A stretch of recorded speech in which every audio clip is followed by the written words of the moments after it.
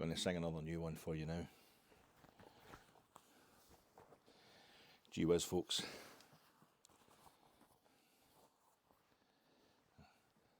Everyone having a good time or what?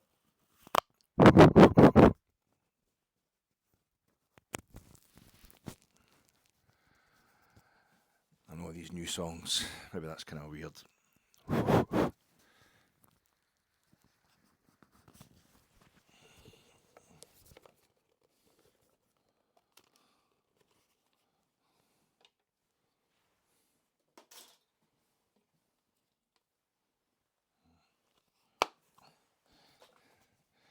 Get my thumb caught in it all the time.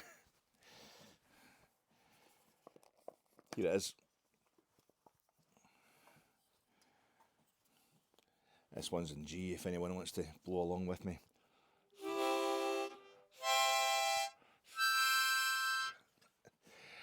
I don't travel with a band anymore. I've got so much equipment now. There's an anecdote from one of the million music documentaries that I've watched over the years, and I've forgotten everything except a few globules from most of them. And there's one about Neil Young. I think it's later on in his career, probably the 90s, 1990s, maybe into the early 2000s. But he's on tour. It's a new tour, and he turns up and the crowd are there baying for a bit of Neil Young, and he starts doing a new album. He does all the tracks from a new album that he hasn't even released. Nobody's heard this new album.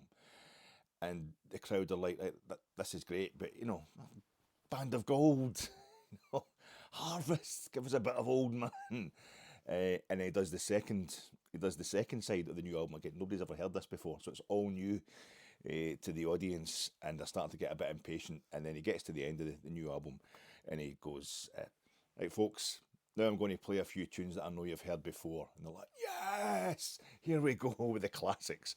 And he starts playing all the tracks from the new album again, and he goes right through the whole album again. And that's him off stage. I'm kind of going to do the opposite here.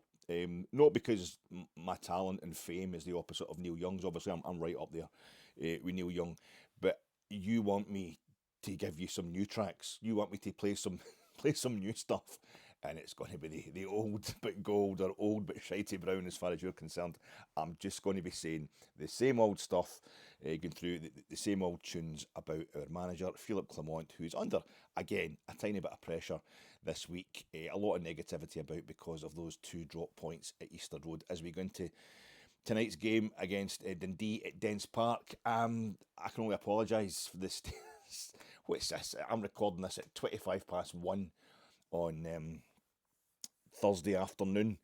You're not even going to be able to watch this on your lunch hour, because your lunch hour will be well gone by the time I manage to get this posted up in the old YouTube channel. It's a tap. I was doing okay yesterday. It was going to be up there for last night. The preview pod was going to be up there for last night. I'm turning up now like a guy delivering your Christmas turkey at tea time on Christmas Day. It's like it's still got to go in the oven for 4 or 5 hours, but it's like, I got it to you. I did get it to you before kick-off, but not really early enough to let you soak it in, enjoy it. Don't worry, I'm probably doing you a favour anyway. I was doing all right, and then it's a tap in the kitchen. It's been dripping, the washer thing, and then so I tried to fix it myself, and it wasn't working. It kept dripping. This is all like the kind of Christmas period and that, so I didn't really bother with it. And as it was dripping, I just come up with this scheme. It's one of the wee kind of faucet things with the 2 handles that are left in it, the hot and the cold, and there's some elastic bands kicking about. So if you push them together, if you pull them tight together, it just cuts out the dripping. But what it started doing last night, just as I was about to put up the old preview pod, was started making this kind of howling noise. I know it's something to do with the pressure, the build up of the water or something like that, but it was just it's reverberating throughout the kitchen. It's kind of groaning, straining noise that was probably going through to the neighbours, would be able to hear it and stuff like that. And I was like, I can't let this go, It reminded me a bit of a dog we had staying with us. My pals, they had to go away, and we were looking after their wee dog for a week. Beautiful wee Scotty, white Scotty dog, and quietest thing in the world. And then we put it in the kitchen. They're saying, put it in the kitchen. It was tried to come and sleep with me at night time, but no way, just put it in the kitchen, shut the door. And it was battering the door. It was making the noise that was completely out of proportion to the size of this wee thing all night. Like I'm going to have to. This tap was going to make this noise all night, so there's no way I could let it go. I had to try and do something about it. I haven't. I've just adjusted the rubber bands to a tighter torque. But I think that dog, I just realised that dog was called Faucet. Pals had called it Faucet after the American tap kind of thing. They're, musicians, arty types, good pals of ours, but it's a great, and it's a total legend of the West End, Faucet. No longer with us, unfortunately. But it used to wake you up in the morning, we look in its face. We eventually just let it into the bedroom, and it was nice, because maybe 6 o'clock in the morning, but it was during the summer, just waking up to wee face going, I'm busting for a slash, any chance I get it for me walk, big man? Unfortunately, you are going to have to see that the face that Fawcett was looking into when it was busting for a slash. Glasgow Cup group stage. Glasgow Cup group stage. What was... It's Stenhousemuir. What is going on with the Glasgow Cup? I just assumed it was... When I was growing up, it was all the teams for Glasgow, all the clubs for Glasgow. I don't even know if Clyde are still in it. Having not been in Glasgow, based in Glasgow for so long, the bully wee. And we're playing the games at Stenhousemuir, and it's Celtic again that were beat 3-1 in the group stage, having beaten them in the final of the last season's competition in December. There, just less than a month ago, we beat them 3-1 at Lesser Hampden. Rangers beat Celtic 3-1 at Lesser Hampden in the final of the Glasgow Cup. That sounds totally normal. And then I'm seeing the other day, I don't pay a lot of attention to the B team, obviously, they're beating Celtic again in the group stage. If you're playing Celtic in the group stage, what is this building up to? The Glasgow Cup, I don't know, are you starting to play like the Lisbon Lions in the final or something like that? It's really weird. I thought FIFA, they were bad enough with what they were doing with the World Cup and what they're doing with the Club World Championship. Any excuse to expand the size of a tournament. But I don't know if we're inviting in, maybe we're getting Peñarol and Nacional from Montevideo into it's becoming like the Copa America. We just bulk up the numbers. I just thought it's going to be Partick Thistle, Queen's Park, Rangers Celtic, and maybe the Clyde are in there, but we're not even playing it in Glasgow. Now this is Alexander Chefrin wanting to take the Champions League final to New York. It's not even in the region that's named after it. Anyway, it's really weird, but well done. It just seems that all Rangers teams now put 3 goals past Celtic. That's Rangers have put the main team, the number 1 team, the first team have put 3 goals past Celtic at Ibrox and at Hampden in the last 2 Old Firm meetings. Full Old Firm meetings, and that's the young fellas putting 3 past them at Lesser Hampden, the B team putting 3 past Celtic's B team in the Glasgow Cup final, and then a month later they're beating Celtic's B team in the group stage behind closed doors at Stenhousemuir of the Glasgow Cup. I don't know what's happening. Football, modern football, it's just out of control. Hamza Igmane scores a perfect hat-trick at Easter Road on Sunday there. Rangers haven't played successively 2, Hibernians, 2 teams in green and white. Playing the Glasgow Hibernians at Ibrox, beating them 3-0, then drawing 3 each away to the Edinburgh Hibernians. It was a perfect hat-trick, left foot, right foot, the head. Well, it was, left foot, the head, and right foot finish, I think, for the one they scored in the second half. Igmane, and immediately it made me think of something I always think about when the subject of a perfect hat-trick is brought up. If you were unfortunate enough to be watching the Jersnet post-match reaction pods last season, after we had a historic win against another team in green and white, putting 3 goals past another team in green and white. This was the team wearing Celtic's original kit, Real Betis, in the Benito Villamarin in the group stages of the Europa League last season. Historic win, Rangers' first competitive win against Spanish opposition on Spanish soil. Beating them 3-2 in Seville. I went on and on and on to the point in my post-match reaction pod that you'll all have been switching off, anybody who was watching that, and it'll have sucked the joy out of that momentous win. I just had great fun disappearing up my own backside. But if you were, sad enough to pay total attention to what I was yabbering on about, you might remember me talking about Michel Hidalgo, the famous as the manager of France in the 80s, and he talked about when France won the Euro 84, in the Parc des Princes, the final was in the Parc des Princes in Paris. France winning on home soil their first ever major international tournament, despite a lot of heartbreak coming quite close in previous, especially in World Cups, in previous tournaments. He described that game as the return from Seville. Because 2 years earlier, France had lost the World Cup semi-final, heartbreaking circumstances, in the Ramon Sanchez Pizjuan in Seville, in Sevilla's ground, on penalties to West Germany. The penalties being taken into the same end, the same goals that Rangers lost on penalties to a German club, Eintracht Frankfurt, in the 2022 Europa League final, and I was saying this, us winning against Real Betis in Seville, was our return from Seville, return from the heartbreak, the same penalties heartbreak in such a momentous game of just in 2022, less than a year and a half. It was a year and a half before. Previously, it was fantastic. And the other thing I remember, this all came from an interview I saw with Michel Hidalgo and that documentary called Football, whatever order you put those three different words in, which was brought out by the BBC in the build up to Euro '96, which was staged in England, and it was a section on France. It was a fantastic documentary. If you can see it, it's probably on YouTube. You should really watch it. It's really, really educational, really exciting stuff, proper journalism. It interviews a lot of great figures in the history of European football, one of them being Michel Hidalgo. And it was all in French, subtitles obviously, that's the only reason I was understanding it. But the other thing he said, which I kind of, it stood out, so you translated it, he was talking about Michel Platini in that tournament during Euro '84 in France. It was a much reduced tournament then. It had been expanded originally. It was just 4 teams, the finals. Now it was 8 teams, 2 groups of 4. The top 2 teams in each group went through to the semi-finals. And France were just, I mean, Platini in particular, just resplendent, just dominated, insatiable throughout that tournament. Even though Portugal gave them a major fright in the semi-final to make an iconic game, an iconic commentary from John Watson as well. And one other fright they got was from Yugoslavia, who I think beat France in the semi-finals of the first ever Euros in 1960, which were also staged. It was also in France, final in the Parc des Princes. But they played Yugoslavia in a group game, and I think Yugoslavia scored twice. It ended up 3-2 to France anyway, but Yugoslavia, a major difficult opponent for anybody in the history of world football. But they were giving them a real hard time. I think the game was in Saint Etienne, but Platini scored a hat-trick. Basically, one man beating Yugoslavia 3-2, and Michel Hidalgo described that hat-trick, and he just went, pied gauche, pied droit, et la tête. Excuse my pronunciation, my French is terrible. Pied gauche, pied droit, et la tête. And it's basically left foot, right foot, and the head. And I think that was the order that Platini scored those goals in, different from the order that Igmane scored the other day. But it's something, that was the first time I'd heard the concept of the perfect hat-trick. And I realised the other day, Michel Hidalgo played at Easter Road. He scored, Michel Hidalgo, he scored in the first ever European Cup final, which was played in the Parc des Princes.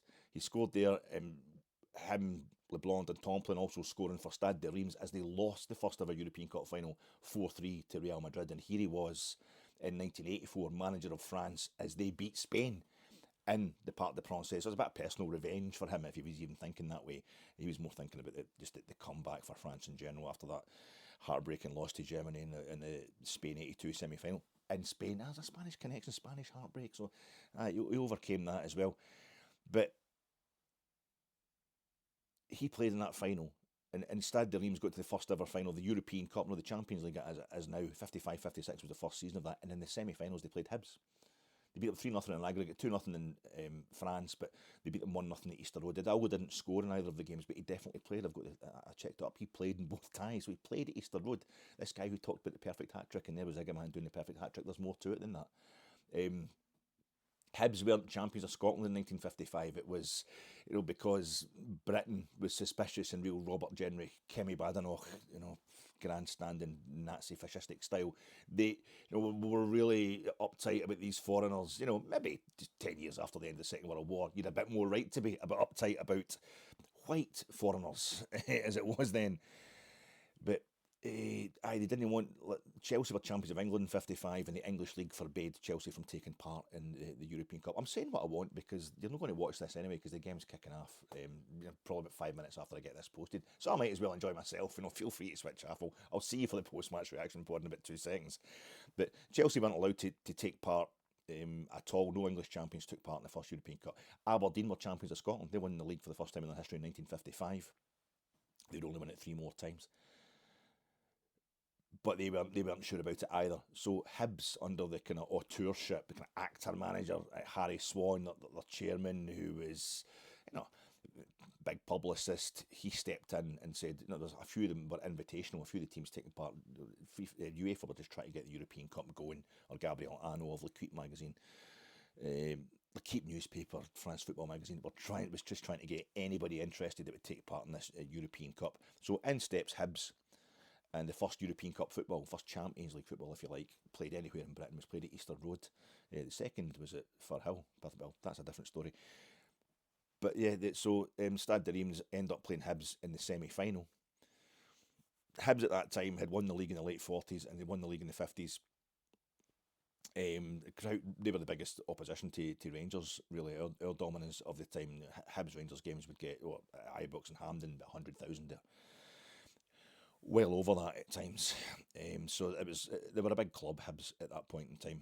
And they played Hibs in that semi-final. And this is just Fontaine famously joined Stade de Reims this season after they played in the European Cup final. So he becomes a teammate of Gabriel Ano. This is just Fontaine, who scored 13 goals for France in the 1958 World Cup. Still the biggest tally for anybody in a single edition of the World Cup finals. Really famous goal scorer, just Fontaine. Born in Marrakesh. So he's Moroccan, so there's a wee link in there. He was born, he's a French national, but he was born in Marrakesh. He was born in Morocco. France practically owned the place then, but I think there's a wee link with Hamza Igmane, also born in Morocco, and more to the point that Stade de Reims, under, with Gabriel Ano on board, the man who described the perfect hat-trick to me in French, and Hamza Igmane's francophone, they actually lost the title that season. They lost the domestic title that season. The champions of France in 55-56 were OGC Nice. Nice won the title that season. So the following season, the second edition of the European Cup, they were legitimate. Rangers went in there as legitimate champions of Scotland. That was our first ever season in Europe, and our first opponents were OGC Nice, who eventually put us out after a playoff in the Parc des Princes in Paris. And we didn't get revenge on them until this season, when we went back to Nice and we played them in their new stadium, and we battered them 4-1, and 2 of our goals were scored by Hamza Igmane. I'm going on about that hat-trick because I'm going to try and emphasise the positive. He's a real star for us. He's a shining light, Hamza Igmane. And him and Nico Raskin, who won't be playing tonight, of course, but they've come on to a different level. And I think it's need to bear things like that in mind when we're slagging 7 shades of you-know-what out of our manager just now. I know everybody's, I think there's a kind of, almost a kind of acceptance, a resignation among certain sections of the Rangers support. Well, he's definitely he's probably earned it to get it to the end of the season, to get the job, to keep the job, Philippe Clement, until the end of this season. Then we'll see what happens. We don't really have any other options. I think he's earned it. I think he actually deserves it. I want him to be in place. I want to see the end of this story with Clement, because I don't think he's certainly not done any less than he promised at the beginning of the season. It was promised to us. We were told basically this was going to be a rebuild season, and I think there's a few achievements above it. Anyway, Hamza Igmane, it was a perfect hat-trick, but he should have had 4, because he had that miss just at the end. A chance that he created completely on his own at Easter Road. In the last minute of normal time, he made the chance on his own, and he's gone clean through and goal. Maybe get too much time to think about it. Instinctive strikers probably like something a bit more reactive, like the header and the cutbacks onto his feet, the first 3 goals that he'd scored. But it was reminding me of a certain, a man who he's been compared to a lot, including being really fantastic in a League Cup final against Celtic, but maybe certain decisions he made ends up costing us the game in controversial circumstances. Alfredo Morelos scored a perfect hat-trick against Kilmarnock at Rugby Park in 2018-19 season, August, September at the latest. Stephen Gerrard's first season in charge. We went down there, I'm sure it was a game on a Sunday, it was live on the telly, and we beat Kilmarnock. I think it was 3-1, and Morelos gets a hat-trick, perfect hat-trick, left foot, right foot in the head, but he also scored another one, and it should have been 4. It was wrongly disallowed, and because we didn't have VAR at that point in time, the pictures on the telly afterwards showed that it was wrongly, incorrectly disallowed. So again, hat-trick should have been 4. Perfect hat-trick should have been 4. And this was at a stage where Stephen Gerrard was unable, this was the League Cup, he was unable to win an away game in the league. It was deep into October, I think it was Hamilton Accies, 21st or something like that of October 2018, before Stephen Gerrard won an away league match. I think that was his 5th fifth attempt at it. We'd drawn with Aberdeen, we drew with Motherwell, again conceding that equaliser really late on. We lost at Livingston, we lost at Parkhead, and it was outrage. It was outrage and pulling the hair out, and this guy's going to take us nowhere. He just doesn't know what to do, blah, blah, blah. And then we get a win at Hamilton Accies, where it's supposed to win there, and nobody really notices it. That's deep into October. And it's, not the next season, but the season after that we eventually win the title. But Gerrard, I feel as if the rebuild that Philippe Clement has got on board this season is equivalent to what Gerrard has. Apart from what Gerrard had back then, I think he's doing even better. When you look at our European position, St Johnstone, Dundee and Ross County, the only teams this before kick-off tonight that haven't taken anything off us this season. And Dundee United remains the only team in the top six that we have beaten away from home. St Johnstone and Ross County we have also beaten away from home, so let's add Dundee to that if we possibly can. How you doing, folks? This is your Fatec for the second straight time. Rangers go to Dens Park in the midweek immediately following a Sunday in which we've conceded 3 goals in another away league game. But we lost that one last season, whereas we drew the game on the Sunday, the Sunday just past there this season, and the one last season on the Sunday, Simon Murray scored against us, and he also scored against us at Ibrox last season for Ross County, and it's no Ross County, we're playing the night, so we don't have anything to worry about. What? He plays for who? Oh, Jesus Christ. Preview pod coming to you in association with Gersnet. Gersnet every Friday, 9 p.m, live on the YouTube channel. Gersnet every Sunday, the flagship show, 9:30 p.m, live on the Gersnet YouTube channel. I am not poking my nose into it. I am not asking what happened on Sunday. Gersnet did not go out on Sunday night, as I promised in this pod here, and I've not asked what happened there because it's so unusual. Frankie's just like a robot when it comes to getting the pods out when they're supposed to go out. So I don't know what happened there. I know he'll have the taps in his house under control. He's not a kind of a rank amateur like myself. So I know he had a really bad flu. I was on the pod on Friday night, and Frankie had a touch of that, the really bad flu that's going about just now. So maybe that got a bit out of hand. But I know for a fact it'll be back to its regular routine this Friday, Gersnet. Every Friday 9 o'clock, every Sunday 9:30. I'm coming to you in association with that, and I'm also coming to you in association with the new game for all the family, Shit or Grit. Is it shit or is it grit? You don't. All you need is a jacket, a coat or something like that, and a pair of shoes, maybe Wellingtons, maybe boots or something like that. Any other clothing is absolutely optional. And go out kind of after 9 in the morning and just towards tea time. Just as it's no fully light, but it's no fully dark either. And you need to come from a built-up area. You need to live in a built-up area. You're walking along the pavement and you see a little pile of brown, just a few metres ahead of you. You can see a pile of brown stuff in the middle of the pavement. Is it the grit for the council gritter? I've been gritting the roads or gritting the pavements in some places. Is it all kind of rolled up with bits of snow and that stuck in bits of ice or something? Or is it a cat shit or a dog shit? Some folk, the snow and that comes out, folk think they don't have to clear up their dog shit after them. But just go, jump on it, take that chance and see what it is that's splashing all up the side of your legs, and let us know. I'm not making any. I'm not invested money wise in this game.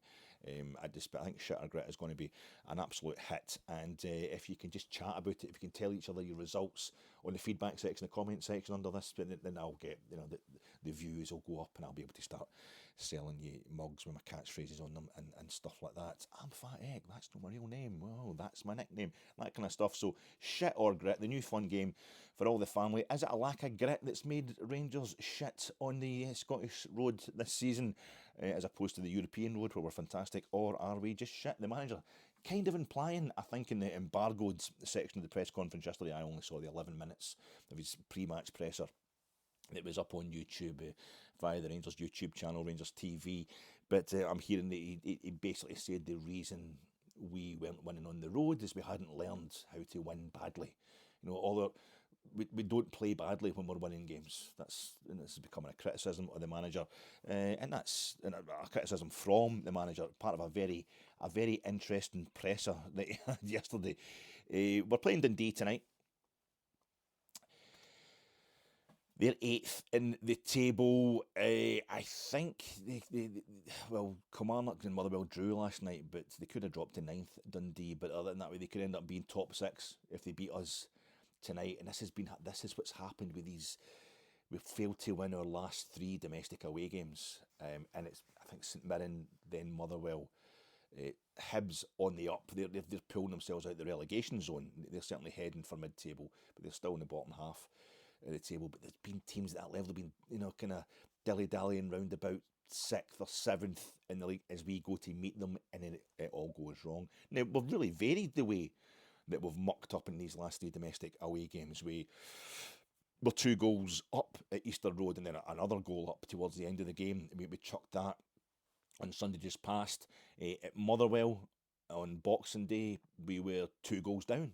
Then that wasn't Boxing Day, that was the 29th, 30th. We're 2 goals down, and we fought back to 2 each in the second half, but couldn't push on and get the other goal.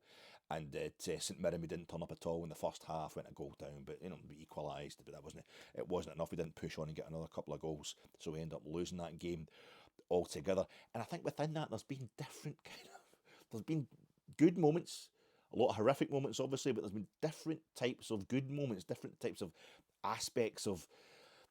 If you can paste them all together, you get one really good domestic away performance, and we're hoping maybe we can get that out this team tonight. Although the injuries and the suspensions would point to that being a bit more difficult than usual. What I found really interesting was that on Sunday there, while we were scoring a goal in the 4th minute at Easter Road, and then another, we're going 2-0 up in the 19th minute, and we're thinking this is a fantastic start.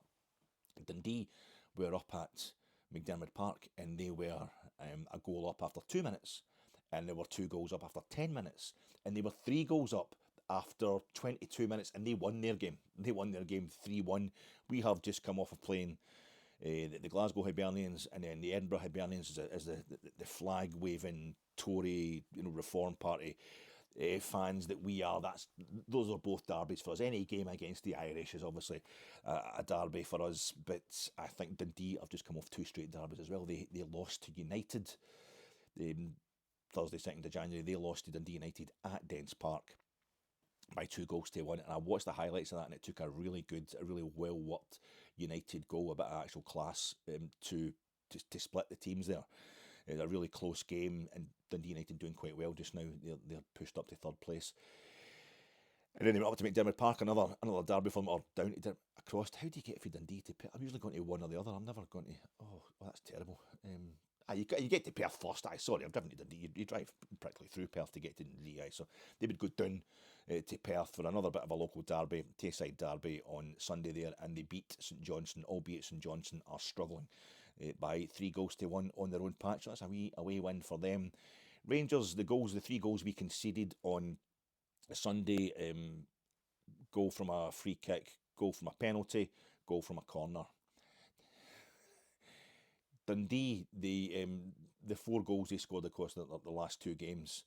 The last one they scored against St Johnstone was a lovely flowing move, which would worry us enough, going practically the full length of the pitch. It was a fantastic move. But the other 3 was a penalty, a goal from a free kick, a goal from a corner. So we've got stuff to worry about. Simon Murray scored in both those games. We've got stuff to worry about tonight. I don't know how many goals Simon Murray has scored against us. I feel as if he scored like 234 goals against us for about 232 teams. I think it might just be 2. I don't know, but I feel he worries me, and he's on form, and he's going to be out to get us tonight. He'll be enjoying that one there, the Ginger Van Basten. I watched the manager's presser yesterday, and I put it on. I've had the pre-match press conference, and I clicked on to the Rangers YouTube page, and as I clicked on, it came up 1,000. I was view number 1,313. Literally, honestly, 1313, 1313 in the number of views, and I thought, is that bad? Is that bad? And then at the very start of the presser, and Clement comes out and he just goes, "Thanks very much. Hello, how you doing?" And then he knocks over a microphone. One of the press put their microphones under his jaw, really, they get it all set up so they can record every word he's saying, or we can hear what he's saying. And he said, "Sorry, I didn't mean to break your infrastructure." I thought, is this like a symbolist poem or something like that? Is this the performance art we're getting here? Sorry, I didn't mean to break your infrastructure. It's like he's making a sarcastic comment to the Rangers supporters who think he's the problem. and there's been plenty of them coming to the fore over the last few days. I'm probably on social media too much. You'll always find something negative about Rangers, but I think they're more kind of respectable, podcasters and journalists are making comments about Clement that are very doubtful. They seem to think he's the man. But it was almost like he was talking about the fact that it's the infrastructure. The infrastructure of the club is broken before he arrived.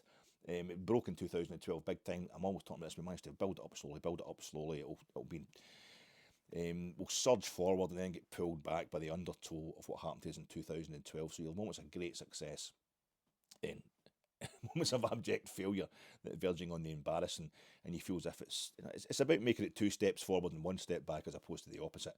And I think that's what's happening under Clement. But I thought, this is, I'm sorry for breaking the infrastructure. It almost sounds like a kind of sarcastic, it'll be my fault, isn't it? I've just been here for 2 minutes. I've just been here for just over a year, but it's me that got you liquidated in 2012. And he does like to talk about that. And I saw in the embargoed press conference I'm hearing today that he also spoke about how Celtic have been rotating players. They don't say things like that about Celtic, Philip. You don't say things like that to the big tough Rangers supporter who run away in the huff greeting if you mention anything about the opposition there. I think it needs saying sometimes, but he needs to get himself in a better position with the Rangers support before he can start talking to us in a Walter Smith type way.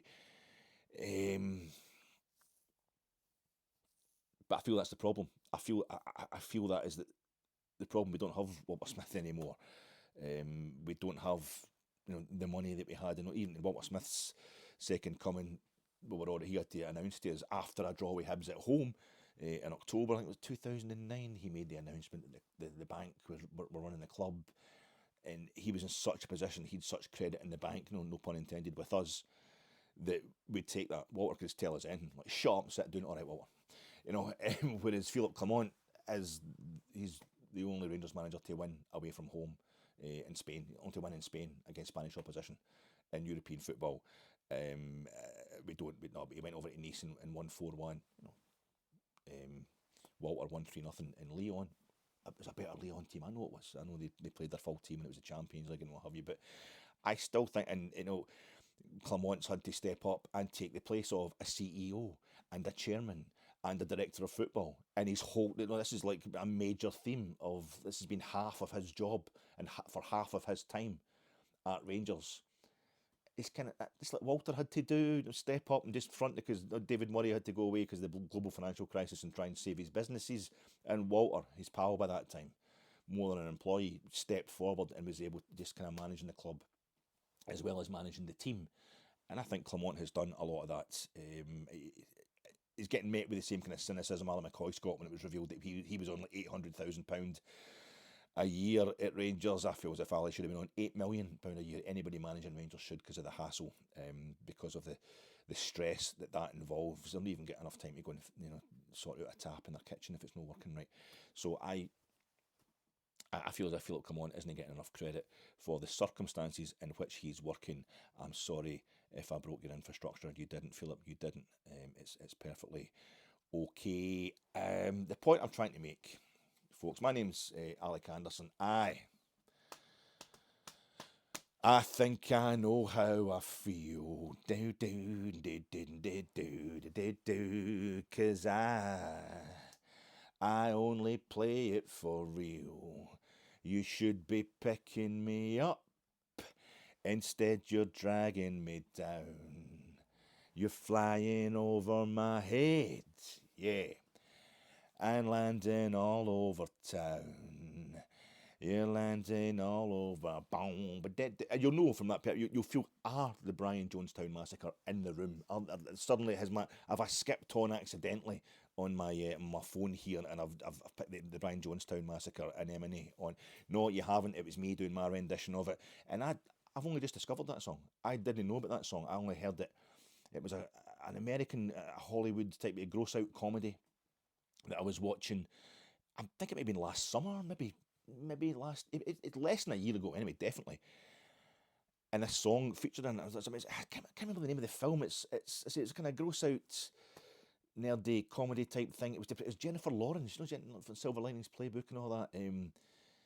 Jennifer Lawrence, and I think she produced it. and there's a bit where she's naked, but she's running about a beach fighting folk, and it's supposed to be funny, but it's just kind of, the whole film is about Jennifer Lawrence. She's supposed to be, kind of really cynical. Basically, she got money troubles. She's a woman of the world and all that, and it's this rich couple. They want Jennifer Lawrence. Their son is a real geek, and he's about to go off to college or university, whatever it is. And I think they hire her to kind of pretend that she just bumps into him, and could you just take his virginity before he goes to university? So he's kind of, it's as you get older and you start to see the way these things actually bleed down into real life and the way people treat women and what have you. You just think that's actually, I'm not really able to enjoy this as much. But you just want something on a Saturday night. You know what it's like on a Saturday night if you're unlucky enough to be an old fat man stuck in the house. You just want a nice kind of easy going film to start with, around about tea time up till about maybe 8, 9 o'clock at night. You want to watch maybe a bit of sci-fi, maybe a rom-com, a wee gross out comedy, good production values, maybe somebody famous in it, but you don't want to apply the brain. You want to carry out food and maybe a few drinks. You wait till about 9 o'clock home, then you can have you can follow it up with a kind of taxing, something more taxing, a more kind of art house type. I would recommend Heat. It's an LA crime saga. That's what they say on the surface. It's a film by Michael Mann, came out in 1995. It stars De Niro and Pacino. I don't know if I've mentioned it to you before, but it's basically, it is art house, dressed up as a crime saga. So I would recommend that. But did you want a wee gross out comedy? I can't remember what it's called. I think it's a double entendre, the title, but there's this scene in it anyway where, because he's so young, the Jennifer Lawrence character goes with, she's a producer, and you're thinking, it's like she said to herself, all right, if I get the boobs out, that'll make money for this. And she's tried to do it in a comedy way, and it's just like, oh, don't do that, isn't it? Anyway, feel free to watch it. But she follows him, her character follows this young guy to a party, teenagers, people who are on the verge of going to uni, there's a house party. And when you walk into it, this song is playing. This song's put in Igmane by the Brian Jonestown Massacre. So that was me. I was just waiting to the end of it. The only reason I know who sang it and the name of the song is because I waited, and the titles at the end, the credits, what's the music stuff, what tune was that? And I went through until I found it on my phone, and I enjoyed it for about a month. And then I saw Anthony Bourdain loved it. That same song, it was Anthony Bourdain loved this song, and he does a wee kind of very Anthony Bourdain type description of the song and what it means to him and blah blah. And I'm like, oh, and it just kind of puts you off. It starts kind of putting you off the song, which isn't it's not the Brian Jonestown Massacre group. It's not their fault. But I've never really watched any Anthony Bourdain. I've seen clips of him obviously at some point. I don't really remember ever seeing him even on YouTube or whatever, but I will have obviously seen a bit of him on television because he was so kind of ubiquitous before he died. But and I certainly haven't read, is it Kitchen Confidentials, his famous book, kind of breakout book or whatever. But I've seen lots of his quotes, and it's where I've seen those quotes, and it's what those quotes are saying that make me think, oh, it's a bit painful. It's kind of tartan army stuff. This is what it is to be a dude, kind of try to commodify your life experience as a man or selling it back to you, and almost self-helpy, kind of macho self-help. You're cool, you're chilled, but you're also, you've got a good punch on you if you need one. There's all sorts of stuff about how you should drink certain beers or who you should talk to at what time of the day, what's the coolest thing you can possibly do. It's just this ongoing thing of male chefs really scared that people are going to think they're girls because they're stuck in a kitchen. It's deeply misogynist in its own way, I find. So I never really liked Anthony Bourdain without having ever. I can't judge. It's just one of those little biases you get, one of those little bigotries that you put together that have got nothing to do with reality. Like all the people who think, Kemi Badenoch and Robert Jenrick and Nigel Farage and Elon Musk are just speaking the truth. Just speaking the truth. That sounds about right to me, even though there was a national inquiry about it, and they were in power when we're not going to go into that, but it's that kind of thing. You just build up a wee bigotry without qualifying. So I didn't qualify that at all. Anthony Bourdain might be the greatest guy ever, and if I read one of his books, I might fall in love with him and watch all of his TV series. But it started putting me off that song a bit, And then I'm wondering if that's what we're supposed to do with Philippe Clement when he has a press conference, a pre-match presser like yesterday. I've had a lot of Rangers fans saying, he's gaslighting us, he's just, he's at it, he's trying to pull the wool over our eyes, that kind of thing. He's conflicting, he keeps telling us he's going to do things, doesn't it? And there was a lot of that. I could see the potential for a lot of that in yesterday's presser, even just the 11 minutes that were put out on YouTube to the plebs like myself by Rangers. And I thought, is this like, the Sleaford Mods? I really get right into the Sleaford Mods. I don't know when this would be. My mate Andrew was still alive, and I remember that because I was up to Aberdeen to see him. He's kind of half Glasgow, half Aberdeen. Met a lassie from Aberdeen, and unfortunately had to go and live there. But so I would go up every now and then, go up for a weekend up there. We'd come down to ours and all that, and it was always a weekend job. And we celebrated our drinking problem of one mouth, two hands but only one mouth. That was the banter, But going up to Aberdeen a couple of times, I would just sit and, you're listening to music and all that on your phone, just try to pass the time in that journey. And I get right into Sleaford. I came across them by accident, kind of thing. I thought, this is good. I like their politics. The lyrics are good. This is really catchy stuff, and plus they seem about the same age as me, showing that there's hope for somebody over the age of 22 in the music business. That was quite good. And then I saw a documentary about them. Was it the South Bank Show? Was the South Bank Show still on the go? It was a South Bank Show style documentary, but it was on a Sunday night as well. And it's the fella Jason's the singer. At the start of the documentary, the cameras are rolling all the time, and their manager, who's a total, music fanatic, this basically drives them all over the country in his car because they don't have a lot of equipment. A bit like Neil Young in that concert in the BBC right at the start of the 70s. Jason, he's stopping the car. I don't think he knows the cameras are rolling. The guy's on the back seat with the cameras, and he's stopping the car, and he's going, she's just saying, could you not come up to the house because people might see the house and start coming to the house if it's on the, And I thought, well, fair enough. Your wife's a bit worried that folk are going to start turning up at your house, the Sleaford Mods fans, and saying stuff about, or maybe rabid Tories who don't like your criticism of the Tories are going to, Tommy Robinson types. Fair enough. But it also reeked a bit of, we're so big that people will care where we live. Kind of thing. It was a bit weird. And then as it went on, this documentary, it was really good. And they're great, Sleaford Mods, and it was really interesting hearing the history, because I'd seen, I think it was Jason, the lead singer guy, it's the video for Fizzy, I think it is.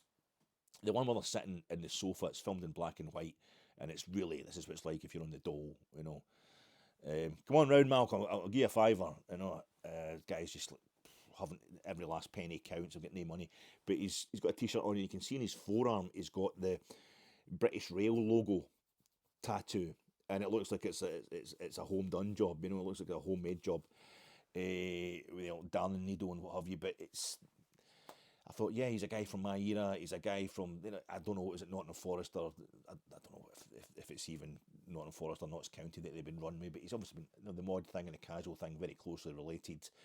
He probably ran with their mob. So that's something I can kind of relate to. That was a football hooligan or anything like that, but he's a guy from my kind of background, and he's a genuine guy, But then later on in this documentary, their manager basically starts taking the piss at them. The two of them they're away doing something else, and he's just talking to the documentary makers, and he's talking about, I took them to a working man's club, and they I think Jason was really scared. He was like, oh, and then after a few pints, he was like, that's actually okay in here, isn't it? And I don't know if it was a bit of revenge from the manager because he's heard them talking a lot about their principles and all that, but it just put it in the back, and I haven't listened to Sleaford Mods. I didn't consciously go, I believe what that guy's saying, these are total sellouts, they're just middle class wankers, it's all a pose, I don't want anything to do with Sleaford Mods anymore. I never consciously thought that, I just kind of went, but I found I've not listened to them as much since then, and I don't know if the same thing's a bit convoluted, but you're not watching this podcast anyway because it's far too close to the kick-off in the game, so if you watch it, I talk probably the post-match reaction pod, and it'll be just as painful, but I'm thinking, is that what's happening with Philippe Clement? Yesterday could have been the moment, I think, in that press conference, pre-match presser before the game, because he sounded kind of faintly pugilistic almost. I don't know. There's a lot of, as I say, a lot of flu going about just now. He sounded like he could have had the flu as well. It's hard to tell, particularly with Belgians, Flems. I don't know if he's a Flem, Walloon, I think, but it's hard to tell sometimes with the Belgians, with their accents and kind of Benelux. It's kind of, it sounds like they're choking up a whole. Anyway, but I think a lot of times that the content of what he was saying was kind of betrayed. It was given the lie by the tone in which he was saying it. I don't know if he was being combative or he's faintly depressed by the whole thing. I know he doesn't like talking. We all know he doesn't like talking about injuries. He likes to accentuate the positive, and I think sometimes that's what can sound like spin. That's what can sound like he's pulling the wool over our eyes. But anytime he has given us information, like talking about the, this is I'm rotating the squad because of this. Czerny's feeling a bit tired. He's tired. He's tired. That's a total lack of character. I was predicting. I was saying before the kick-off against St Mirren in Boxing Day, Czerny should maybe get dropped because he looks exhausted. And then he goes out and he plays crap in the whole first half. And the first half costs us the game at St Mirren. Then the following game, Czerny's rested, and it's total outrage that Czerny's been rested because he comes on in the second half and plays really well, almost like he benefited from the rest. We're going to Dens Park tonight. We're going to Dens Park. Well, we've got a fantastic record. We don't actually concede that many goals, but it's the last time we went there, it was 0-0 and it was a disaster. And I'm hoping maybe this podcast that I'm putting out is far too late is, a bit like it's superstition, lucky white heather. When Rangers turned up there at Dens Park the first time we went there under Clement last season, we turned up at the last minute. The game had to get delayed because of the problems with the roads, etc. And then we won 5-0. So maybe if I could be a bit late as well, that's what's going to make a difference. I don't think so. Somehow it's really quite self-aggrandising. But you know what it's like when you get into the superstition. But Dundee, Dens Park has become famous throughout my life. I think it's an old kind of Titanic of a stadium. Dens Park, it's beautiful. It's just like an old ocean-going liner. Really, really great. Although it's been patched up, well, basically at both ends. A kind of basic patching up at both ends. A bit gauche, if you like. They're boringly square on the pitch. Kind of good sight lines. Bobby Cox and Bob Shankly stands, but never mind. Much better in the old days when the away end at Dens Park, the further back you went, the further down you went. And we used to stand in the enclosure at Dens Park. I remember watching a game at Dens Park, standing in the enclosure, and I was in the back row, and I was still below John Brown's knees. Trying to watch the pitch, the camber on the pitch. You couldn't see, you just basically couldn't see anything that was happening in the Derry, the Dundee Derry side of the park. John Brown was playing for Rangers. I remember it because we were wearing that the Monaco style away kit that we had. And John Brown, a ginger like myself, didn't suit it at all. It was far too glamorous for MD pasty skinned. But aye, it's a great stadium, Dens Park. But it's famous when I was growing up for being the only place Dundee United won trophies. I'm going to, once this is finished, the 2 minutes before the game kicks off, I'm going to pass by checking through all I know obviously Dundee and Dundee United, not many. They've reached a fair few cup finals, but they only ever met once in a cup final. And it was the 1980-81 League Cup final, and the Dundee United had won it the previous season, the League Cup. They played Aberdeen. It was a new firm derby, the first time Dundee United won a trophy.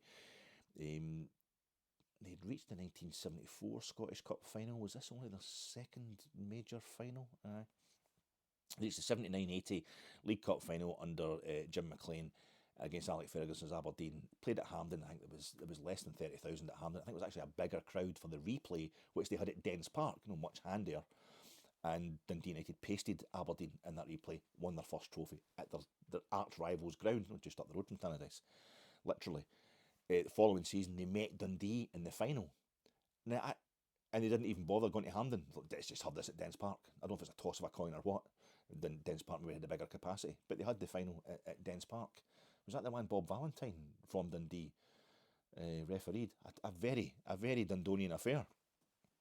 I don't know. But I'm going to go and check through any time Dundee or Dundee United have reached a major final and see who they played in the semis. Because if it wasn't the other one, if it wasn't their derby rival, if it wasn't the other half of Dundee, then Dundee and Dundee United have never met at Hampden. No, Rangers, Celtic, Hibs, Hearts. It's a big thing that they've never actually met at Hampden. Two massive clubs, two of only the 11 clubs to have been champions of Scotland. Quite a massive thing.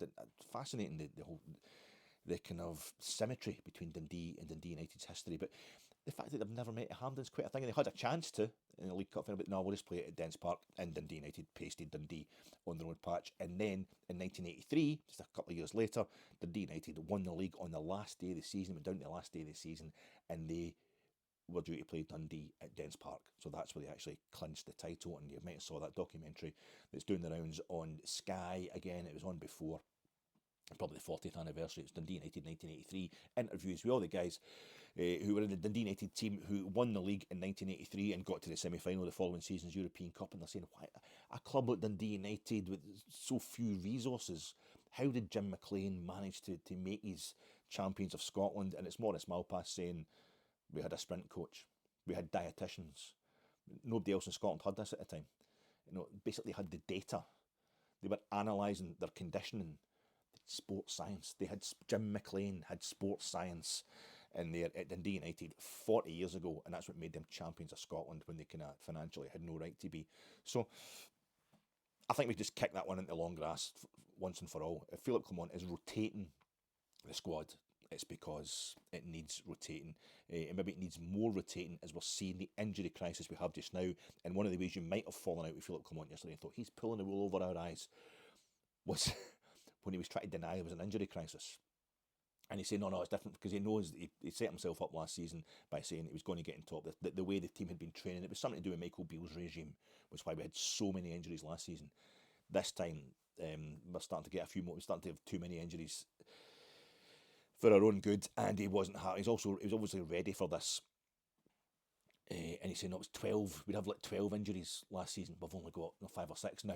So that's but he went on to talk about how 5 or 6 is bad enough, but he went on to talk about how some of them were like contact injuries. They only came from like accidents, no physical contact. It's a physical game. I'm thinking, how else do injuries come about? I know maybe Ryan Jack and Kamar Roof last season would get an injury just walking over a particularly a big riser or going up the stairs or something like that. They get injured really easily. Maybe people getting injured in training and things like that. But it seems that even if they get injured in training, it's usually a contact injury. It seemed a weird one, but he was talking about how he's protecting his medical staff, and Ronnie Esplin goes in there and quite rightly asks him, he says to Clement, well, are you surprised at the fact, that's a bit unexpected that a Suter and Tavernier, he's telling us yesterday that they're not available for tonight and they won't be available for the weekend either. And particularly with Tav, I think we all thought he was due to come back at some point. I don't know how we got that impression. But we did get that impression. That's why Ronnie's asking the question. He's like, no, it's, what was it? He says, they're not out for longer than expected. Not out for longer than expected. And this was him, he was telling us he was protecting his medical team, because if the medical team gave us a hard date for when these players were coming back, when they didn't come back at that, if something happened, they didn't come back on that date, then his medical team would get panned. Kind of the point Ronnie was trying to make, we're all trying to make. I think we did expect more players, expecting Tav not to be out for as long. We're given the impression it wasn't such a bad injury, but the manager doesn't like talking about injuries, and that's the thing. So he then went on to say that it's only because we've got so many players out in one position just now that it seems like a bad thing. We don't have any centre halves. We don't have basically Hefty is the only thing approaching a first choice player out of an entire back four and the goalie. Get into this game. When they're all in one position, that is an injury crisis. There's talk just now about selling Cyril Dessers, and we probably should, if we get a decent offer from, I think, Calgary or the team being rumoured to be in for him, if we'd get a decent offer for Cyril, any kind of millions, we should probably take it. Financially, we will take it. But I just think, Igmane's one turned ankle and Danilo's one red card from it. That's it. We don't have them for the league. Danilo isn't even in the European squad, so I'm assuming that can't change until after the group stage, and we've got 2 massive games. We will need, if we sell Dessers, we need to be spending at least half the fee we get for him on bringing in somebody really. We need to get a good buy. We need to get somebody else in that's going to do a job for us up front. This idea that it's going to be the way it is just now in every position is absolutely fit. We shouldn't get too upset about the defence, but we shouldn't get too cocky about the players we have up front either. So I feel as if having 4 out of your 5 defenders, if you want to include the goalkeeper as a defender, that's a crisis. That's a bit of an injury crisis. But the manager, he wasn't having that. He wasn't having that at all. So in defence, and I can see why people would have a problem with that. But in defence of the manager, I would say one of the things I've been hearing this week and a few times, which puzzles me more than it pisses me off, is this idea that I wouldn't mind us finishing second as long as we can see some progress, as long as we can see signs of progress. And I don't know how else you expect that situation to manifest itself other than the way it's manifesting itself right now. We are going to finish second, it would look like. Dundee United losing, Celtic doing us a favour last night. We're 16 points behind Celtic with a game in hand. So I get that the away form, where we've only won 3 of our 10 away games this season. We've only had league games away from home domestically. We've all our League Cup games were at home or at Hampden. So, and one of them was at home at Hampden. Oh, it's confusing. But if we'd picked up, a couple more wins, let's say the last 2 games we've drawn, that takes you. It's much more respectable. Still embarrassing enough, but it's a bit more respectable. The deficit towards Celtic. But I think if we can win tonight, and it would just psychologically, with 3 home games coming up in the trot, psychologically it would make such a massive difference if we could win this game tonight, because Dundee United and Aberdeen, certainly Dundee United in 3rd place, are now, I think they're 6 points behind us, and we've got 2 games in hand on them going into this game tonight. That's the first of those 2 games in hand. If we could just push ourselves into being 9 points ahead of them with a game in hand, you get into double figures away from 3rd place, and try and get it into single figures away from 1st place. It's not that far away from happening. That's finishing 2nd, kind of respectably, and the signs of improvement are everything else. It's everything else. It is only the away domestic form. The manager himself saying Celtic are good, and he shouldn't say that at Rangers press conferences, not yet, but they have been. They're relentless, they're ruthless, and their other games, it's only us they have lost to, and it was great fun. But that was a massive thing. That was a massive monkey on the back. We can't beat Celtic. That Michael Beale, his last game against Celtic, and then the run under Clement, in which he was getting closer, and we can give him the League Cup final in spiritual terms, if you like, because of I don't usually like doing ifs and buts, but I think the way we played Celtic, losing on penalties is a failure. I'm not into this whole thing of penalties as a lottery. If it's a lottery, why do the Germans win at it all the time? It's never a lottery when they're doing it, except for 1976. I know the Euro 76 final against Yugoslavia. I know.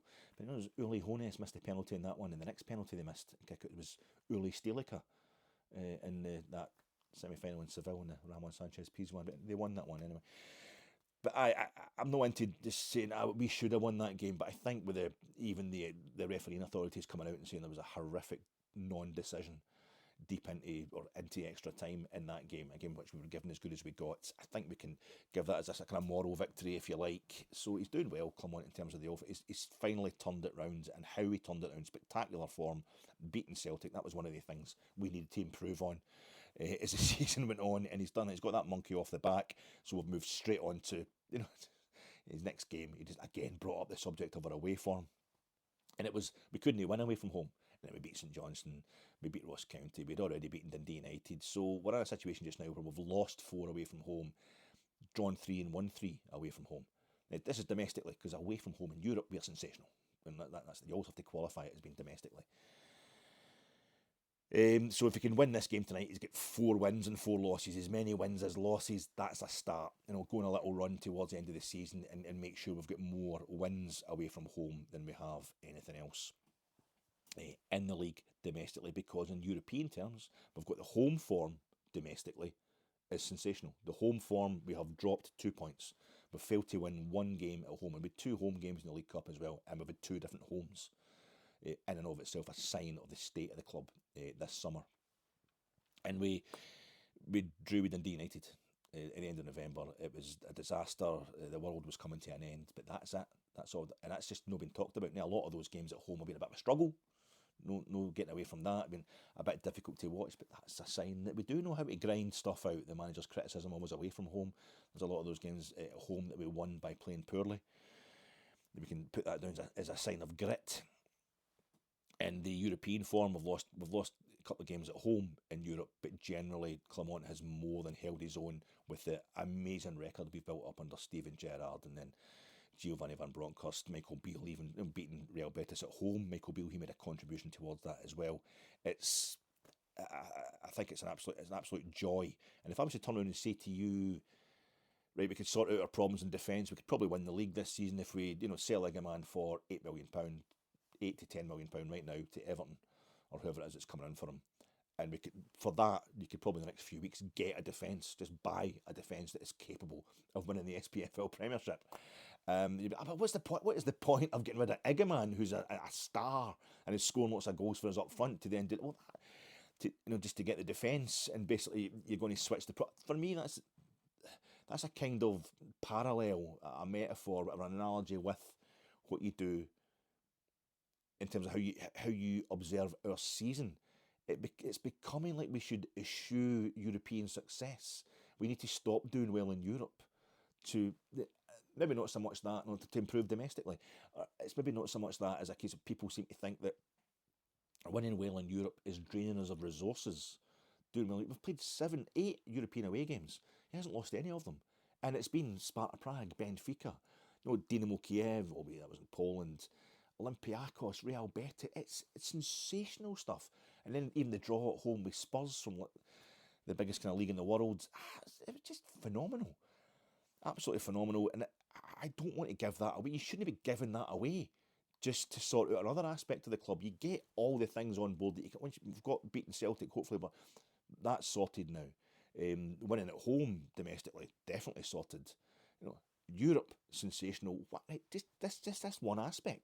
It's this one aspect that we've got to deal with, winning away from home domestically, and that's something we can hopefully start putting right tonight. Although it will be difficult. I feel it's like Aberdeen. One of the like Hamza Igmane, beginning of the season. Why are we spending 1.5, 1.7 million on a boy from Morocco that we never heard of? He's not even ready to start playing yet, and now that has just gone in the space of 4 months to. Well, you better make sure he's got a new contract. You better get my contract extension. You better not be selling him to Everton. I don't know if you sell somebody in the January transfer window that you just bought the previous summer. I thought that used to be a thing. You couldn't do that. Maybe it's all changed now, but there's all this talk now amongst the Rangers support of, I bet we don't get enough for him, and when we do sell him, and it's got to be 20 million minimum. Even looking at the way the moans, the nature and detail of the moans have changed, tells you that Clement has done. He's been proven correct on that one. He got the win over Celtic. He's doing fantastically in Europe. The home form's fantastic. It's only domestic away from home, and you can say, yeah, well, that's killed us. That's killed us for winning the league. But you said that you just wanted to see signs of improvement. Drawing with Spurs at home, pasting Steaua Bucharest, going over to Nice, pasting Nice, going to Olympiacos and drawing in a hellish atmosphere with a European trophy holder. And quite easily could have won the game. Going to the champions of Sweden, just playing them off the park, basically. We should have scored about 10 against Malmo over there. If these aren't the signs of improvement, then I don't know what is. I'm hearing Rangers supporters saying the only reason things are going well now for Clement is because he's getting the players back in. Like we had the negotiation. I mean, they get rid of Todd Cantwell, who I thought when Todd Cantwell first arrived, he was phenomenal, unplayable at times. And then it gradually became apparent, and Clement did everything he could with Cantwell. Carrot and stick just didn't work at all. Cantwell wasn't trying, so he just gets rid of him eventually. Yanis Haji, the dispute's coming from Haji's side. It's like we need to slash the wages. This is what Clement is working with a board who are needing to downsize the club, and he doesn't get rid of him, and they sort something out.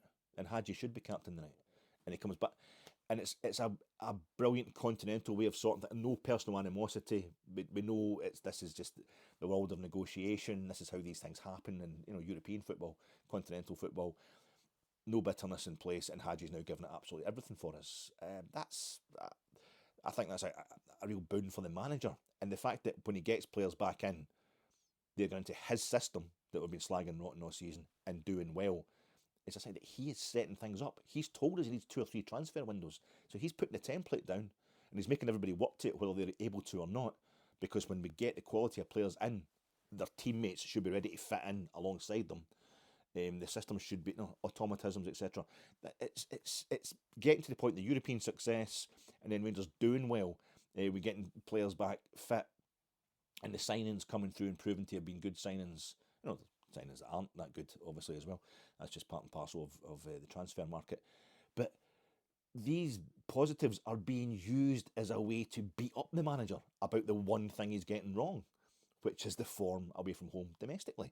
I think we're getting a bit silly. And one of the other things, of course, was Aberdeen are going to end up finishing second. We're going to finish third in the league. That'll be a disgrace. Now, we can laugh it off now, but at the time, that was being levelled at Clement as a criticism. And the reason we can laugh it off now is because Aberdeen have plummeted. I don't know a lot about mountaineering, right? But they have fallen off a cliff edge. And I know there's a thing they do, mountaineers, where they put these on the way up. They'll be a proper mountaineers. They'll shove these wee things wee hooks into the face of the mountain or the cliffside, and they'll put like wee safety ropes in there so that if they do fall, they will fall and it will hurt, but they're not going to plummet right to the bottom to their death. And Aberdeen went up too quickly. They climbed too quickly. They have failed to get the safety hit, and that's what Clement's been doing. We haven't been moving as quickly as we would like. Well, it's a rebuild season. He's getting stuff in place for a proper league title challenge next season, and while doing that, he's managing to excel in Europe. And we're getting to the point where there's no chance of us finishing. We're one win away, I would say, away from home tonight, probably from effectively securing second place and no lower. But Aberdeen is at 10 without a win. They have plummeted because they went up too high. Icarus just gone up too quickly towards the sun there. That's not going to happen under Clement because he is properly building, getting the struts in place, getting the safety ropes in place. I don't know about mountaineering. I should maybe have looked into that one before I started yabbering on. The team tonight, I think we're looking at, Jack Buckland's out, Tavernier and Suter are out. We keep throwing Cass and Wheeljoe into that. The list of players that are missing, but I don't think we're going to see him again this season. Dujon Sterling, I doubt. I was kind of hoping the fact that he was a doubt. That was maybe a bit of mind games from the manager. Seems a strange thing to diagnose. He's a doubt. He's in or he's out. I don't know. Hopefully he's going to come back, but I don't think he is. Let's just say he's out, and of course Nico Raskin is suspended. So I'm thinking it's going to be Liam Kelly in goals, Ridvan in at right back again tonight, I would imagine. And this is another one of those points where it might have gone a bit Anthony Bourdain, a bit Sleaford Mods documentary with Clement's presser yesterday.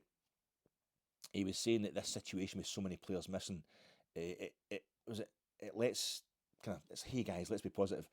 There's a chance to get really positive surprises like we did with Ridvan doing so well at right back. I think that's been oversold. He did brilliantly. He was phenomenal, arguably man of the match in the game against Celtic at Ibrox because he's playing out of position and the contribution he was making. And he was certainly good for the first half hour at Easter Road, if that, on Sunday. But I think towards the the second half of the game, we started seeing the cracks in that arrangement. So he needs to get back on it tonight. But I think that's what Clement's overselling the positives sometimes, trying to write off, getting angry at there being a mention of any kind of negatives. But I think it's going to be Ridvan at right back, Liam Kelly in goals. We're looking at Leon King coming in to central defence alongside Robin Proper, Hefty on the lefty, and it's going to be a sitting midfield. You would imagine if you stick with the 4-2-3-1, it's going to be Diamandi and Barron sitting in there. You get Cherny probably on the right hand side, Bajrami at number 10, Haji at that. It's basically another 10 Haji's plays, but just plays it on the left hand side, and Igmane, you would think, starting up front. Now Danilo could come in there somewhere. Bajrami getting put out for the presser yesterday as well. You'd imagine that means he's starting, and he will go in at 10. But you might change something because you get a lack of creativity, I would say. A lack of creativity and or a loss of creativity and a loss of defensive acuity with the loss of Nico Raskin for this game. He's like a one-man, kind of one-man sitting midfield enforcer and sprayer of passes creator Nico Raskin in the form he's on just now. Diamandi and Barron, I think we both know, are they 8s? Is Diamandi a 10? Don't really think so, but there's something there with Diamandi. He's everywhere. He's got so much energy. He covers so much of the park. He's capable of doing the creative side, even the goal scoring side on occasion, but never to any great degree. But he's never really been given he's got a fairly settled position alongside Raskin. But I think the two of them are struggling to get into either aspect of Raskin's game. And so I don't know, but I'd imagine the two of them are going to be sitting. We'll lose a bit of creativity there. Hopefully it's a bit more defensive. They're protecting the defence, I would imagine, tonight. Leon King at centre half, that's a worry. That is a worry. Big Leon, feel sorry for the guy. He's no getting. You would imagine if we had a bit more depth of squad, he wouldn't be in the picture at all. I saw him playing for Scotland under 21s last season against Kazakhstan and all that, but he's a few moments playing for Rangers where he doesn't. He's just out of his depth. A lot of players get deep ended, and I think he played really well against Liverpool at Anfield in the Champions League, but a few times he has drowned, and accompanied by senior players in that, particularly in that Champions League group stage. But him and Kelly and Liam Kelly really angry about it in his post-match reaction at Easter Road on Sunday. Kind of culpable, jointly culpable for that goal we lost against Hibs, the second equaliser, Hibs' third goal, not putting in a good challenge at all. So I'm not very confident with Leon King coming in. I mean, apart from anything else, he's not match fit. I see Bailey Rice is getting promoted to the first team for the weekend's game against St Johnstone. Get Bailey Rice in because he's massive. He just looks huge. I would get him in just for the sake of it tonight. The physical presence of him. I think he's about 12 years old, and he's like Tom Stoltman, the world's strongest man. Well, congratulations to Tom Stoltman, world's strongest man again. So I don't know, maybe a lack of creativity. Danilo, I don't know where he could come in because I feel as if we need Bajrami and Haji in this game to get a hold of the ball. Normally, Danilo would go in to maybe Bajrami could play in the right hand side because Cherny might need a rest. Cherny might he was looking tired again at Easter Road, but I would imagine he's got to start the game to get us into a rhythm because he's too good to drop. Maybe that dream scenario where we think we can take a player off at half time because the game's already won. We can take it easy, and we know even if we're 2-0 up in this game at half time tonight, miracle of miracles. That's we need to be 3 or 4-0 up Rangers if we can relax for an entire half. So yeah, it's a bit of a patch-up job tonight, but we've got enough up front surely to take care of a Dundee team who've got a terrible record at home. I think they've lost like 5 of the last 8. And I saw a thing I'm giving it, treat it as we've gone from the stadium which hosted the 1955-56 European Cup semi-final and also hosted the semi-final of the 1960-61 Fairs Cup. Roma put Hibs out the semis of the Fairs Cup, the old Europa League, the forerunner for the UEFA Cup in 1960-61 season that was. And we're going from that to the stadium that has hosted the 1962-63 European Cup semi-final. Milan putting out Dundee, were champions of Scotland, reigning champions of Scotland that time, and also hosted the 67-68 Fairs Cup semi-final. Leeds United beat Dundee. So, it's nice. It's a privilege. I think we should all remember that to have seen our club winning a European semi-final at home.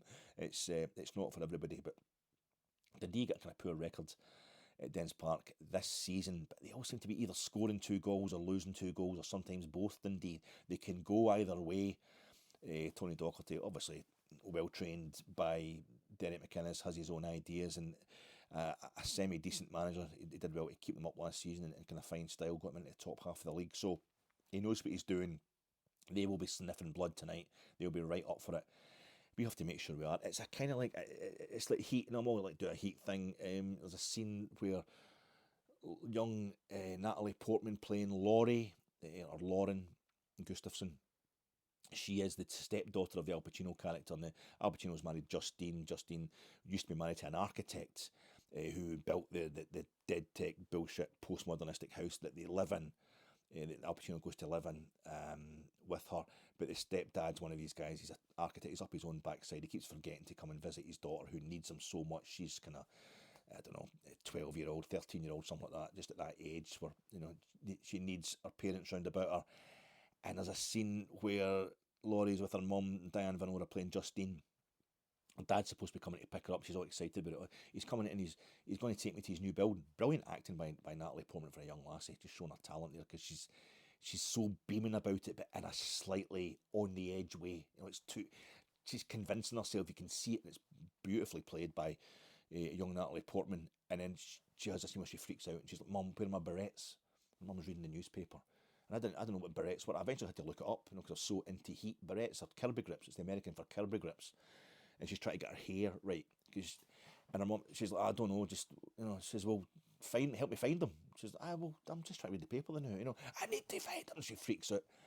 And it's like, "I need to get my berets, because if I don't get my Kirby grips, and Dad won't come." And she's realising she doesn't want to know that her dad's a total no good, deadbeat. He's not interested in anything except himself. He's not interested in his own daughter. She doesn't want to know her dad doesn't want anything to do with her. And so she thinks, if I can get these berets, if I can get these things in my head, that'll make him come, that'll make him turn up and take me and behave like that. I feel as if it's, "Mum, where's my central defence? Mum, where's my central defence?" Well, they're all injured just now. It's not injured, because we'll find a central defence for us tonight. We need a central defence, because I don't want to realise that our away form is just, it's a bit more than the players we have available and all that. We're struggling. There's this it's mind blowing to someone of my age. I understand it, but I understand it in intellectual terms, but I don't understand it.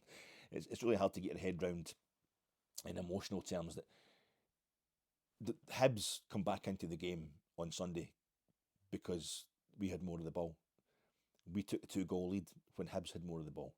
That game against Celtic at Ibrox, I thought at the time we were doing quite well, but it's so emotional, you're not thinking straight during the game. I went home and I watched it on television. I thought, my God, we dominated. And then at the end of the game, they put up the stats. We had 39% possession. But we only had 39% possession, but we dominated. It's because of where we're giving the ball to the opposition, how effective we are when we do have the ball. And it was the reverse at Easter Road. I think we basically had about 69-70% possession, and Hibs have given us a real bloody nose. So, and it was, I mean, was it 20-odd% possession we had in Malmo? That might be the greatest example of it. And we won that game 2-0 going on, 10-0. The chances we created in that game. So it's this thing where surely when our defence is so weak, we've got so many second choice players in that defence, just let Dundee have the ball then, but don't foul them, because we don't want set pieces. We're not very good at defending them, and we need to know how to start executing them a tad more often. There's something else I need to say to you. This has gone far too long. You're not going to be watching it anyway. There's an actual decent point here about football that I've got saved up. No, I can't remember what it was. We need to start winning our away games. I've been to Hollywood. I've been to Redwood. I've crossed the ocean for a heart of gold. I've been in my mind going down the A9 in a Parks a Hamilton bus with all 3 points on board, 'cause I'm getting old.